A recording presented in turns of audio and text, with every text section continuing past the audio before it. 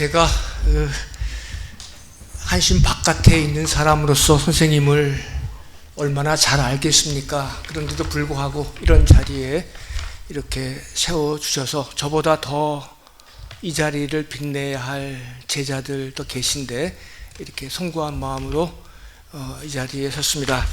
우리 최수일 선생님이 그렇게 긴 논문을 쓰셨는데 그렇게 자유롭게 말씀하셨는데 제가 자유롭게 말하면 예의가 아닌 것 같습니다.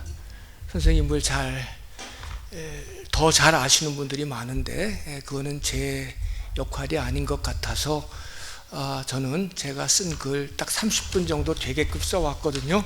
그러니까 그렇게 읽고 나중에 혹시 글로 만들어낼 수 있으면 더 그렇게 하도록 하겠습니다. 저는 오늘 우리 삼위일체를 말씀하셨는데 최수일 선생님이 저는 장공과 순밭이라는 말을 뚜렷하게 보니까 장이라고 하는 말은 클 대자로 바꾸어도 괜찮을 말 아니겠습니까? 긴 공, 큰 공. 그럼 순밭은 뭐냐? 그 공을 온통 숨으로 가득 채우신 분이다. 그러니까 장공은 결국은 순밭이다. 그렇게도 저에게는 읽혀집니다. 그 허망망한 공, 있지도 없지도 않은 그 공, 그것은 결국은 숨으로, 영으로 가득 차 있는 밭이 아니겠습니까? 장공은 결국 순밭이다. 이런 생각이 들면서 두 분이 그렇게 가까이 느끼며 사셨던 것은 이런 이유겠다. 그 채를 용으로 다 채워보신 분이 김경재 선생님이시다라는 생각이 들면서 한번 그렇게도 다시 한번 생각해보고 두 분의 이야기를 쓰면 좋겠다 싶습니다. 제가 준비한 글을 저는 겸손한 마음으로 읽겠습니다. 선생님과의 인연, 사랑, 그리고 토론. 제가 74년도에 신학 공부를 시작할 무렵 당시 대학에 재직하셨던 교수들 중에 지금껏 생존하시면서 저와 관계를 맺는 몇 분들이 계십니다.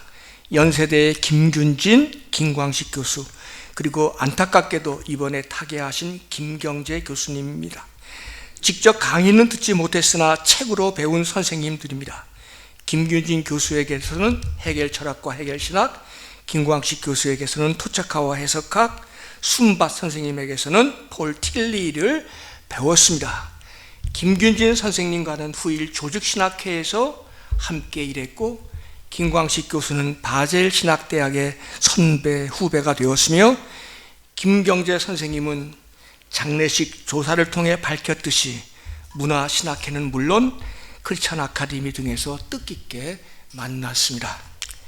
2년 신학교 1학년 시절 신학 입문 과목을 가르치던 고 은준관 교수께서 학기 말 과제로 조직신학 주제를 열거하면서 하나씩 택하여 마음껏 써보라고 했습니다.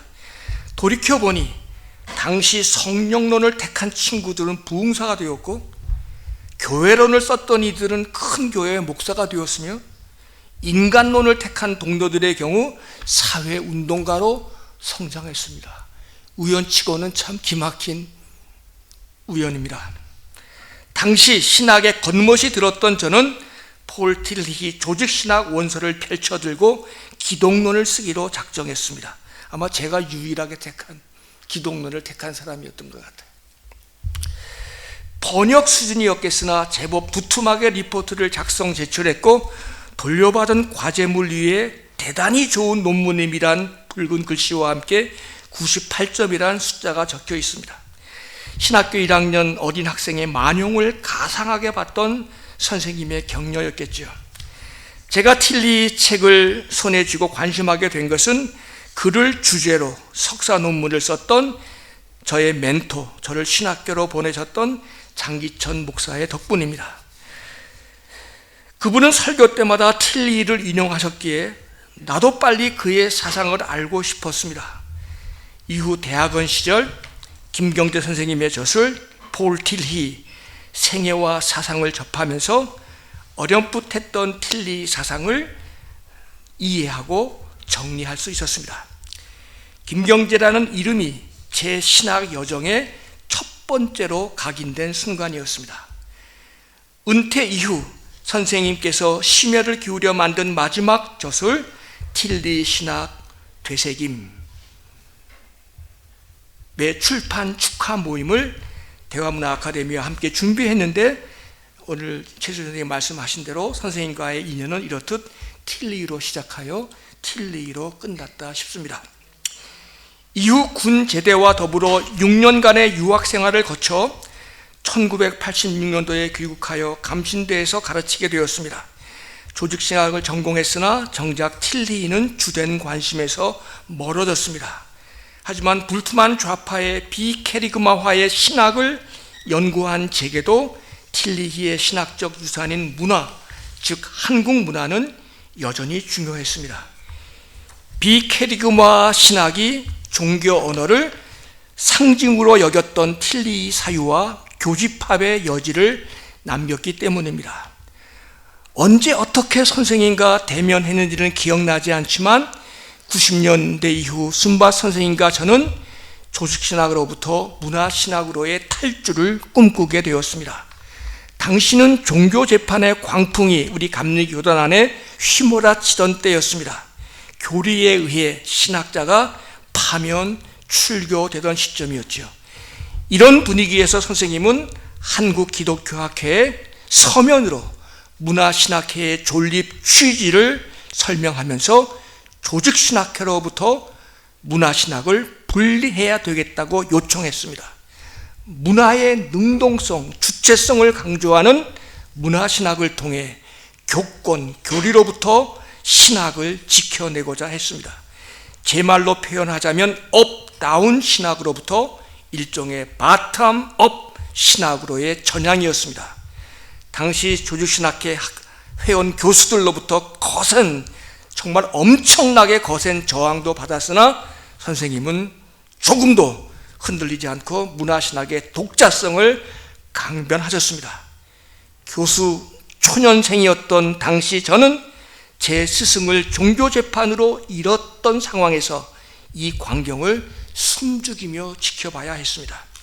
이렇듯 쉽지 않은 과정을 통해 문화신학이라는 장르가 공식화되었습니다. 폴 틸리를 좋아했던 선생님의 뜻이 구현된 것이라 보겠습니다. 그런데 지금 문화신학계 우리 후학들은 이런 공을 알고 문화신학을 하고 있는지 잘 모르겠습니다. 그 역사와 전통이 잘 전달 안 된 것 같아서 안타깝습니다. 하지만 선생님은 문화신학회의 후견인 역할만 하셨습니다. 다른 분들을 앞세우셨고 정작 선생님은 한 번도 회장직을 맡지 않으셨어요.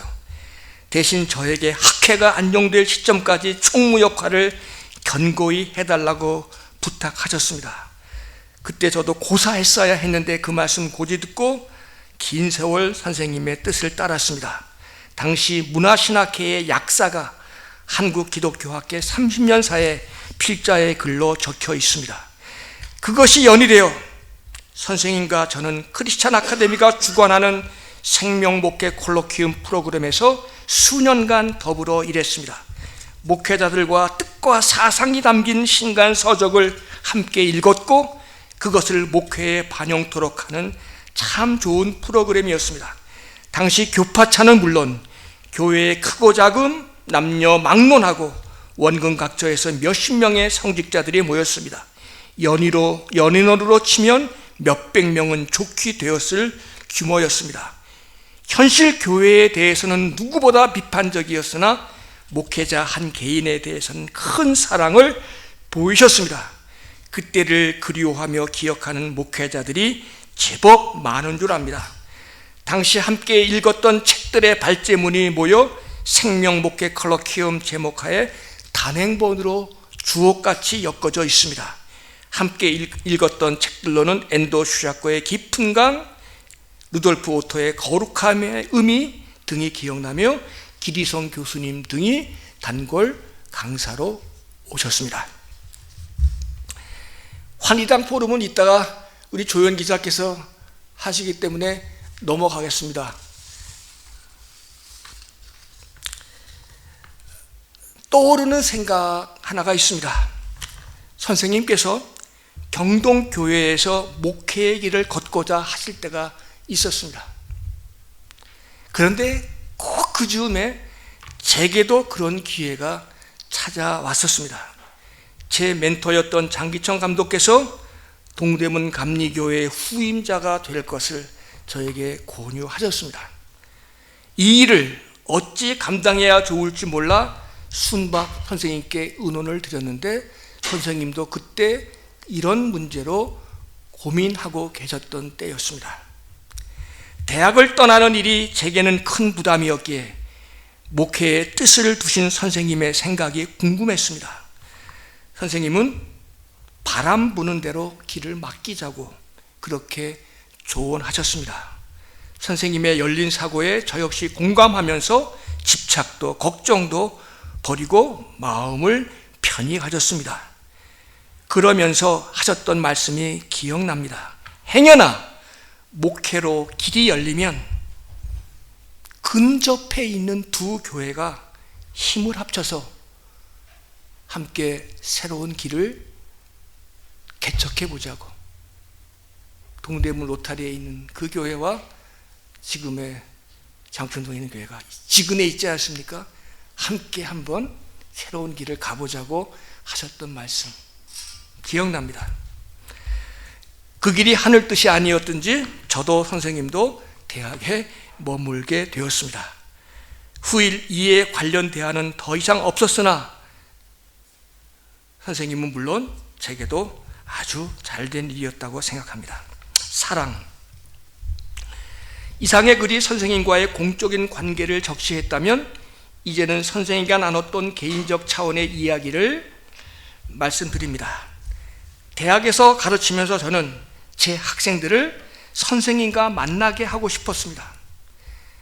여러 선생님이 계셨지만 지속적으로 학생들과 더불어 만나주시고 밥 사주시고 좋은 덕담해 주신 선생님은 순바 선생님 뿐이었습니다.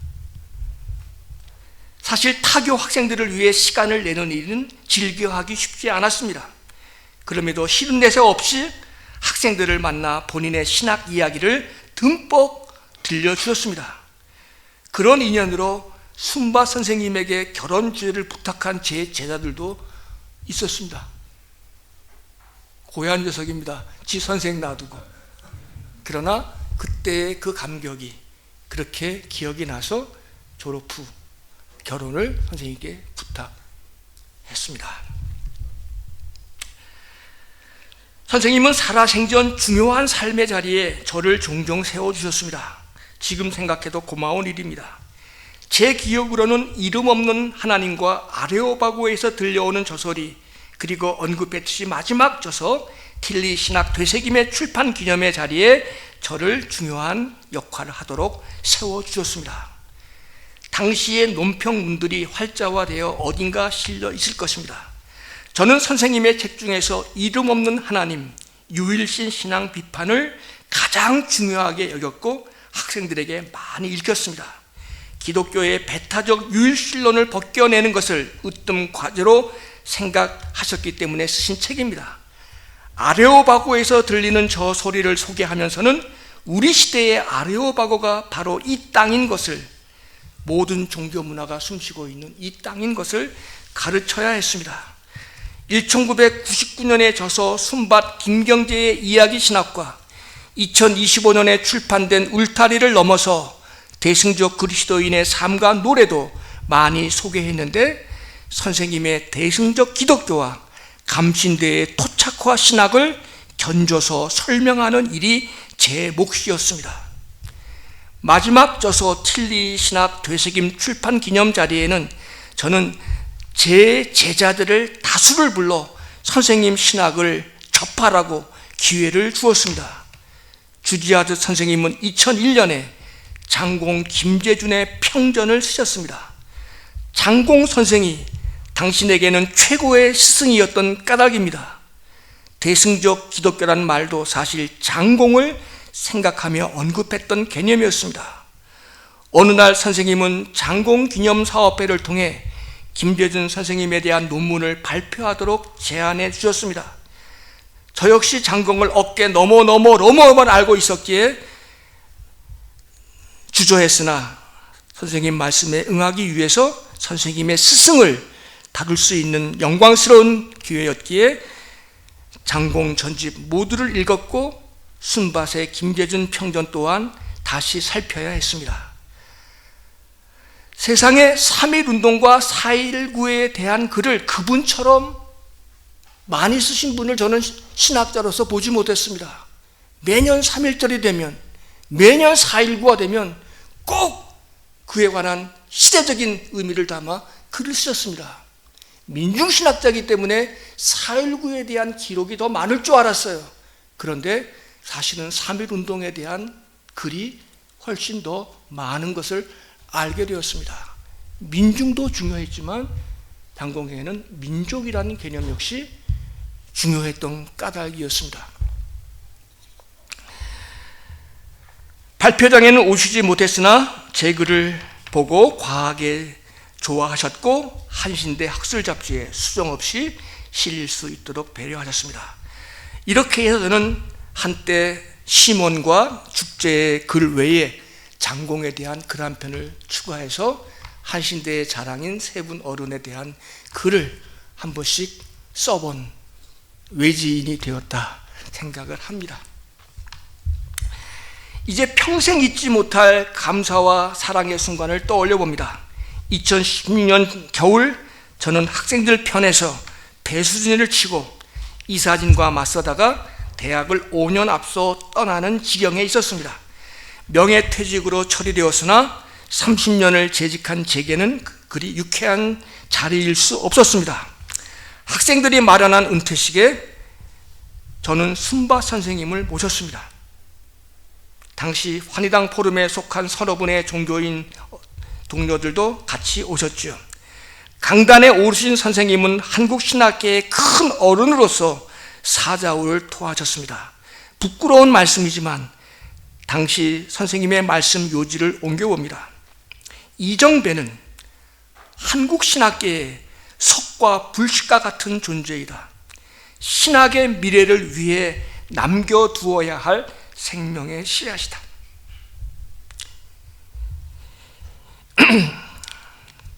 이 씨앗의 소중함을 모르는 것이 한국 기독교의 죄악인 것을 깨쳐 알라. 과분한 말씀이셨습니다. 장소가 장소인 만큼 모두 숙연하게 말씀을 들었습니다. 이후로 석과 불식이라는 말이 제 귓전에 맴돌았고 그런 역할을 해야겠다는 자의식을 갖게 되었습니다. 토론. 그렇지만 선생님의 신학적 사유는 저와 다른 점도 많았습니다. 언젠가는 이 점을 또 밝혀서 글로 쓰는 원죄와도 같은 신학적인 행위를 또 해야 될 때가 올 것입니다. 선생님이 우상을 타파했듯이 우리도 역시 또 울타리를 넘어서는 일은 또 우리들의 몫이기 때문에 그렇습니다. 자신과 일치하지 않았음에도 지지하고 용기를 주신 순밭의 마음이 바로 대승 그 자체였습니다. 주지하듯 저의 스승인 이라 변선한 학장과 순밭의 차이는 저와 선생님의 차이이기도 했습니다. 저와 변선한 선생님 사이의 정확히 중간 지점, 연령적으로나 사상적으로 순밭이 계셨다는 사실에 저는 깊이 감사를 드립니다. 두 분 간의 차이를 배웠고 그러면서 일치를 추구하셨던 역사를 아는 까닭입니다. 선생님과 두세 차례 신학적 토론을 했던 기억이 있습니다. 한 번은 조연 기자님의 주선으로 한겨레 지면을 통해서였고 다른 한 번은 우리 에큐메니안 이정훈 선생의 주관으로 한신대에서 이루어졌던 모임도 있었습니다. 첫 번째 대담에서는 종교개혁에 대한 신학적 판단이 주제였고 둘째 경우는 서구 및 한국 신학사를 정리하는 대담이었을 것입니다. 그리고 이후에 마지막 토론은 tilly 신학 되새김 출판 모임 자리에서 책에 대한 저의 비판적 평가를 통해서 했습니다. 조금은 공격적이었던 제 언사에 선생님은 불편하셨을 것인데 지금 생각하면 꼭 그래야 했나 후회 막급입니다. 세세한 내용은 기억나지 않았으나 순밭의 언사를 토대로 드러난 차이점을 정리하며 이후 선생님을 기억하고 추모하는 책의 소재로 삼겠습니다.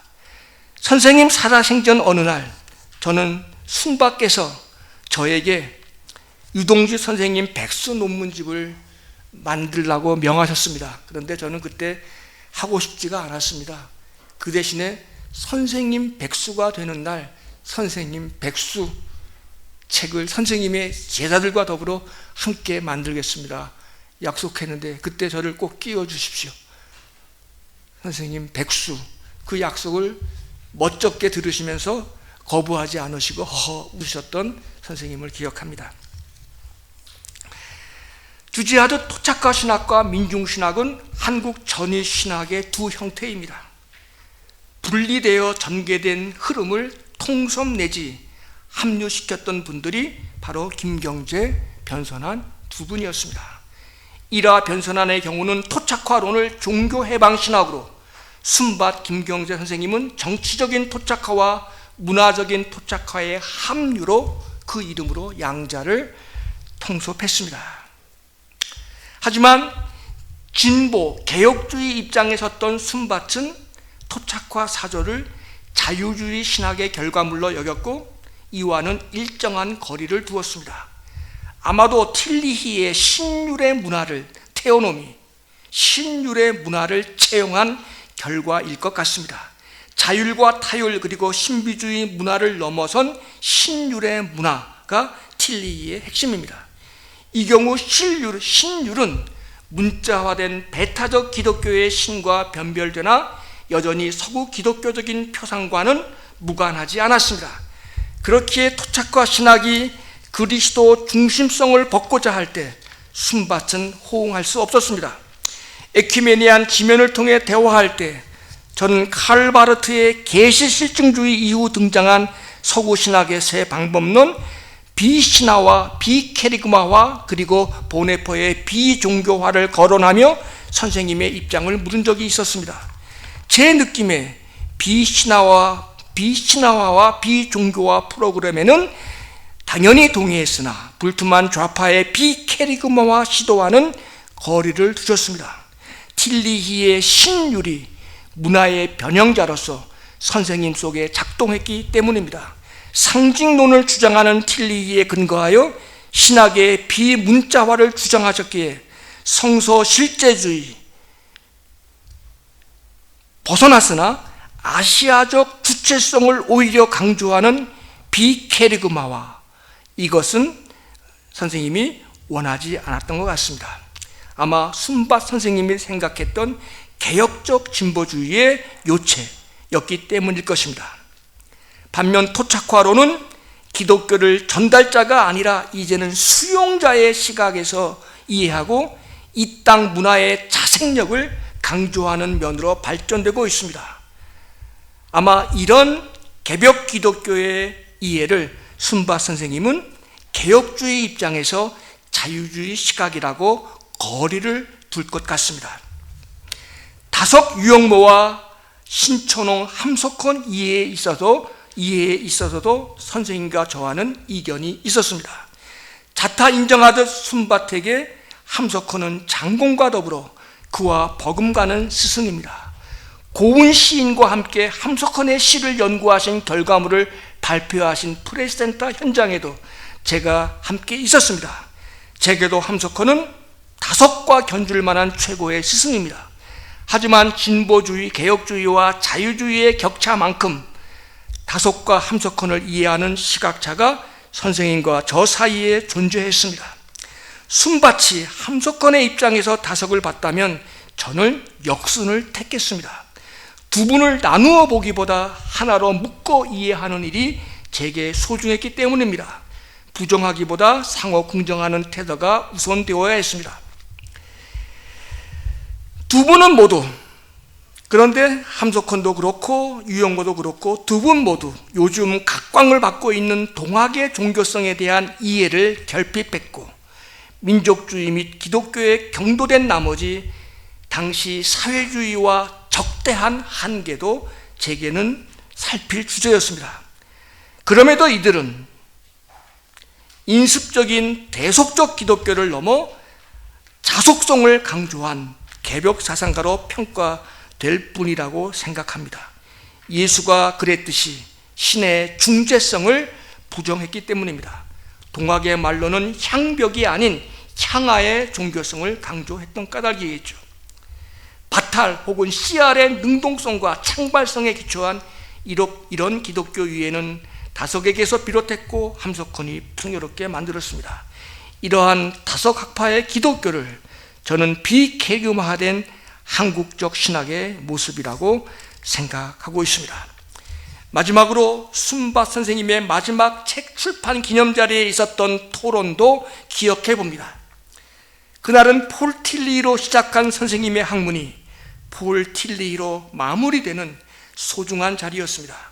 틸리 전집을 독해하여 선생님의 시각에서 그의 사상을 풀어 엮은 명저 중의 명저가 세상에 태어나는 역사적 순간이었습니다.